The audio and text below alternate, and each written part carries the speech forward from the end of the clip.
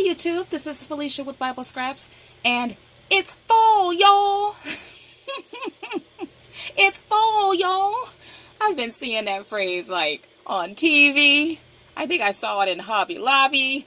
I need to get a poster that says it's fall, y'all, because it is the most, well, my favorite time of the year, which is fall. Back like I promised yesterday. I am here to share a tutorial on how you can make your very own super duper sweet, cute mason jar. Well, in this video, I'm going to demonstrate how you can make a shakeless shaker. However, the same process. You use the same process to create one like this. And you know, the more and more I look at this, the more and more I like it. It seems fresh and new, though I'm sure the technique, you guys have used the technique, but for some reason it just seems fresh and new to me. I don't know. So I have all these ideas running through my little brain because I love that this has depth and dimension. And in the video you will see how I created these. These are super cute. I will definitely be back making more using this method. I just like it. Oh my goodness, I absolutely love it. Okay, if you missed my video yesterday, you could click right now in the upper right hand screen, because I not only share these, but I shared other tags and products as well. By the way, the products I will use in this video, you can find them listed in the description box below. All right, have fun. Okay, the products I use. Now do keep in mind, you can use whatever you have in your stash and incorporate the technique with that. But if you want, well, this is one of my favorite sets of mason jars. I will have it linked below. It's by Honey Bee. And then, oh my goodness, you guys, one of my favorite, okay, it's a new release. It's a stamp set. It's called Gingerbread Cubbies, and oh my goodness. Okay, I'm going to link it, but a couple viewers left comments yesterday that it sold out from the place where I purchased it. I'm going to link it anyway, just in case you want to sign up for when it's back in stock. But you could also search online. There are other places that have it. Where I got mine from, it was the cheapest at the time. Okay, and then I also, though I will not use these in the video, I do share, okay, like these here. These cute little Ginger Gent and Gingers. Well, it's by Stamps of Life, and I will have a link. And by the way, you guys, the girl Ginger, she's still, the die set, it's still like super duper cheap as of yesterday. And Stephanie has really good shipping. So if you want to pick up the girl, get it while it's stinking cheap, right? Stinking cute and stinking cheap. You could also pick up the boy, but he wasn't on sale. Get started. Okay. Well, I'm in progress, which is why you see everything out. But what you would need to do is get a piece of paper. I have cut an 8.5 by 11 inch piece of paper in half. This die is, I like to add washi tape to hold my dies in place, just to ensure it stays in place. The washi tape releases right the cardstock. Okay, so this is how it looks. And if you wanted to make a card, you simply just fold it. There is a score line there. It folds easily. And then you have a mason jar card. Now, if you want to use it as a tag, what you would then do is take your scissors or use your paper trimmer and cut it just like this. All right, so what you need is 2 different color mason jars. And you see my 2 different colors here. I'm going to fold this one. And you need to determine which one you want to be your top layer. You can use solid cardstock, you can use pattern paper. Okay, so I have determined that I want this dark barked brown to be my top layer. You're going to die cut into the top layer and the top layer only. Okay, so there's a couple ways to do this. I've done it both ways. What you can do is just place your gingerbread cubbies. You can place the dies down how you like, or if you want, you can stamp first and then place the dies down. I'm going to place the dies down first. And actually, well, you know, I'll walk you through the whole step. You place your dies down how you like them. These cubbies are in different poses, which is fun. So I'm just going to place them down just like that. Now what you can also do, if you want to create gumball shake shake, you can also lay the die, the gumball die down as well. You can add more than that as well. So now what I'm going to do is take my washi and just cover my dies. And if you apply your washi in such a way, you can actually pick up this whole configuration. So this is good enough for me, though I have this cubby way down there. So now what you do is just die cut it through. So when I turn it over, I can see that the cuts have been made, and you see how it all lifts up in one lift. All of my dies are stuck together. And this is great, once again, if you are mass producing, because you can just lay this back over. And I know that there's cardstock still stuck in these. I left them in and die cut over paper, and it die cut with no problem. Of course, every machines will vary with results, but that's how it looks so far. And when I layer the two together, that's how it looks. Now, what I want to do, though, is add more gumdrops. So I'm going to remove the gumdrop dies, add individual tape. Okay, and so what you do want to do, if you're done, add your dies, especially these small dies, back to, well, I make my own magnetic cards. I have several videos. It's a popular system. Thank you all of you who have adopted my system, and those of you who give proper credits.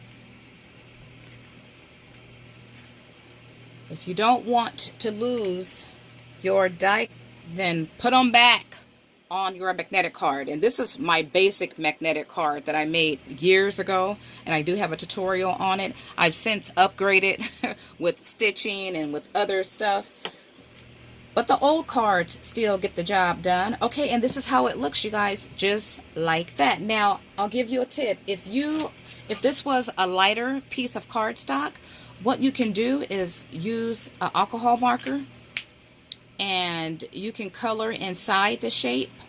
Like I could have did that with this particular one.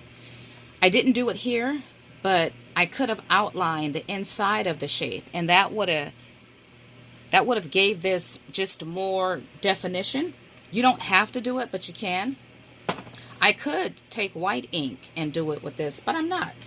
I'm going to leave it just like this. So at this point, there's a couple things you can do. You can, like, let's say, if you wanted to, well, you could take your actual die cut cubbies, you can color, you can stamp and decorate them, and you can add them right back where it belongs. You could do that, but that wouldn't be a shakeless shaker, in my opinion. But you definitely could do that. Or you can do what you will see in this video, and you'll see what I did when I created this particular tag. What I'm going to do here is add glue to the back. And I will link this glue if I don't forget. It's a bookbinding glue. It's strong. I buy it in a large bottle.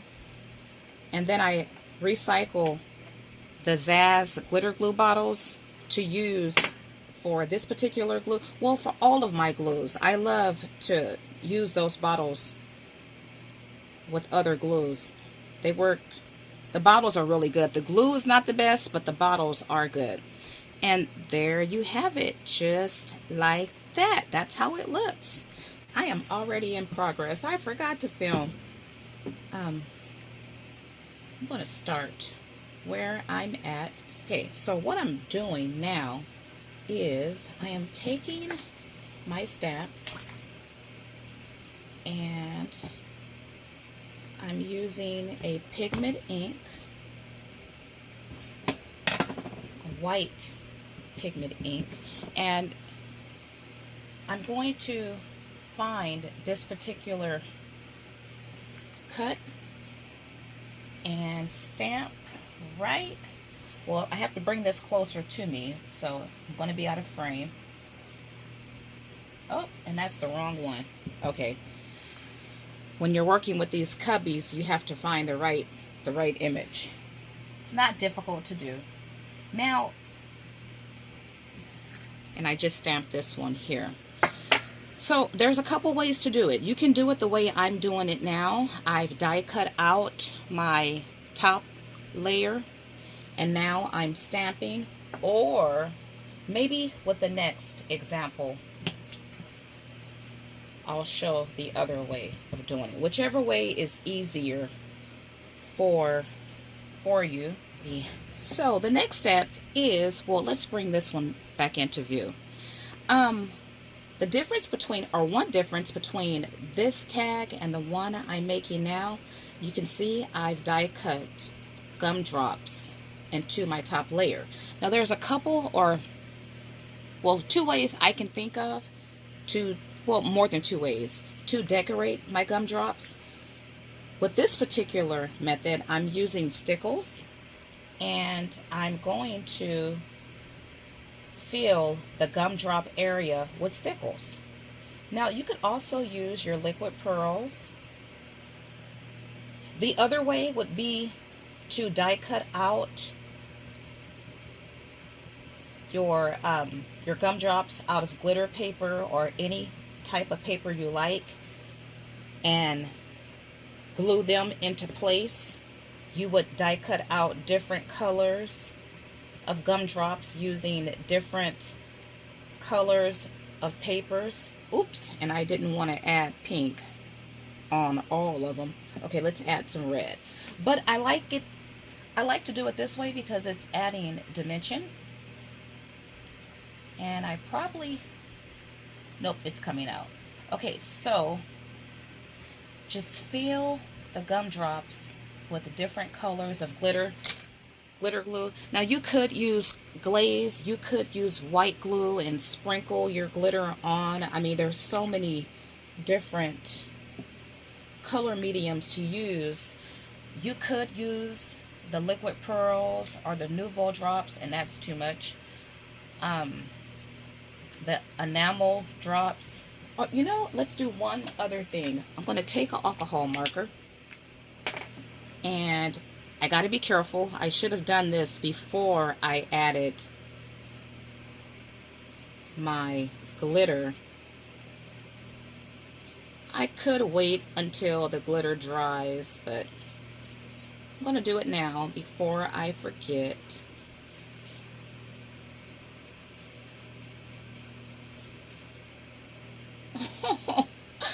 I like that. It's a shakeless shaker. That is so cute. I am loving this cuddle. What is it called? I keep forgetting. Ouch. I just stepped on a pin. I'm loving these little gingerbread cubbies. They are stinking cute. Okay, so let's create our lid. We're going to use this fabric. I want to use Gig'em. So, you guys, I have an Etsy shop, if you don't know that. I specialize in paper napkins. I do have a Gig'em bundle, and that's exactly what I used on the ones I shared earlier on these. And I love to make the napkin paper because it gives the feel of paper but the look of fabric. Aren't these so adorable? Just love those. Okay, so I don't know what color. You know, how about brown? How would brown Gig'em look? Because I am so... You know what? We're going to do orange. I know it's not a Christmas color, but it is fall. And I am so... Well, fall is my favorite time of the year. It's my favorite season. It's very simple to make napkin paper. I have already removed the layers from this, and I give you guys a tip if you don't know. To remove layers, just use washi tape and peel it back like that. I have the fan going, you guys. I mean, it's officially fall, but this week, yesterday we were 99. I think we're going to be maybe 92 today. And then tomorrow we're supposed to, I think, drop to the high 70s or low 80s. The weather is so crazy. So though it's officially fall, and we did, weather-wise, have a sneak peek of fall, we shot right back up into summer. So this orange, I think it's perfect because it's for summer, it's for fall, and it's merging fall and Christmas together. Okay, so I'm using this glue stick. Now, if you guys follow my heat collage series, I also share techniques, we all know about the glue stick, right? Well, I have some fun techniques using the heat machine. Now, what I like about using the glue stick, however, you get some texture. And to me, the texture, I don't need to cut that, it makes the die cut look more realistic. Alrighty, so I've cut out, I love this lid. I love mason jars just in general, but I really realize I love the lids. I love to collect these when I can, and I love the die sets that have the fabric lid as well as the regular lid, right? The more lids, the better. Okay. Oh, this is going to be cute. This is going to be cute. Okay, you know, I think I want to keep it just like that. So, let's add some glue. And I'm only going to add glue to the top part because I want it to look flowy. Do it like that. You can turn it over to make sure it's aligned correctly. Uh-oh, darn it, I just touched it, you guys. Okay, not paying attention. So, when that happens, what you need is these fine tip brushes. I will have these linked below to clean up your mess.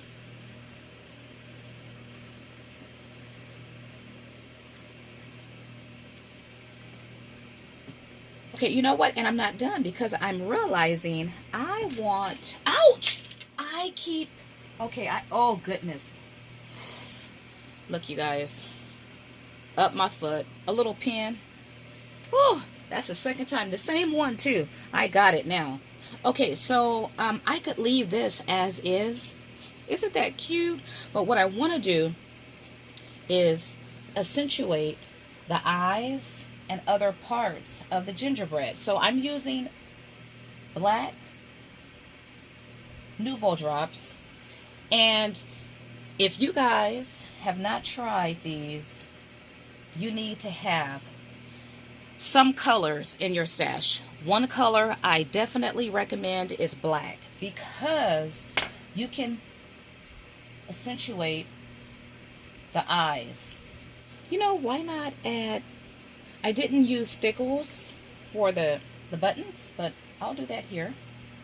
Okay, I don't know how well my stickles look like a mess. So what I'm going to do, and I don't like that, I'm going to clean the red off here. So for the buttons, I am going to stick with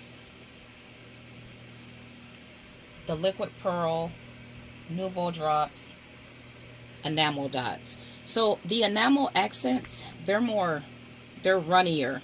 I prefer Nouveau Drops. I've had consistent results with that.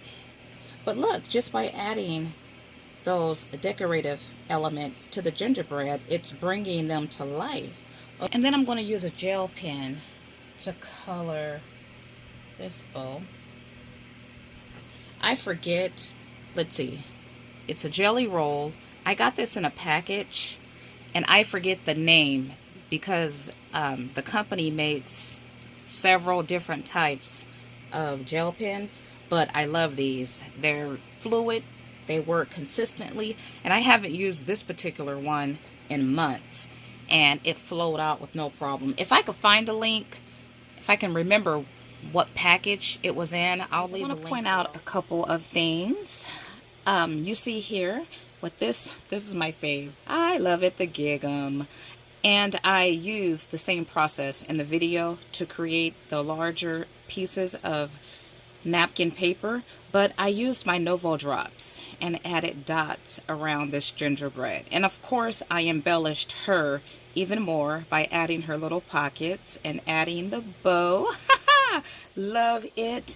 And what else? I think that's it, you guys. I love this technique. I'm definitely going to incorporate this technique with other shaped tags.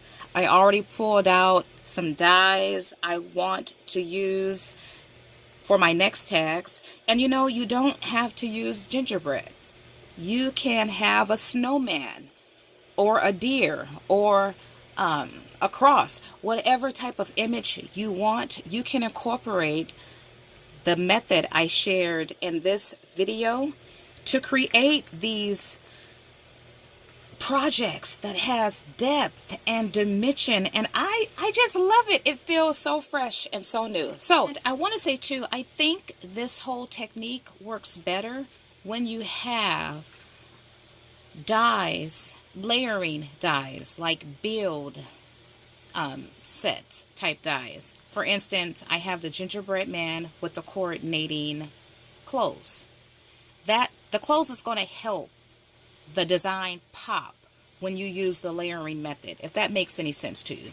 And then when you have stamps too. So if you have a collection that has stamps and dies and clothes, you could really have depth and dimension with this technique. I have so many ideas, you guys. You can get so many different looks. I am not done with mason jars because, well, if not tomorrow, maybe Monday, no, if not tomorrow, this weekend, I will bring one of my favorite techniques using mason jars, and it's so dear to my heart because it's so personal. I'm going to bring an updated video. I shared a video about 5 years ago, and it's time for an update. But anyway, you guys, I love it. Oh my goodness. If you like this video, I really, really, really like it. I know some of you, if you could give 10 thumbs up, you would, but I'll settle for just 1 thumbs up. So like this video. Also subscribe because it's a lot. Got a whole lot more coming your way. Feel free to share this video with your crafty friends on whatever social media platform that you use. And once again, you can find the links for the products used below in the description box. Well, I want to thank you all for watching. As always, blessings, and it's fall, y'all. I just love that. It's fall, y'all. Okay, blessings.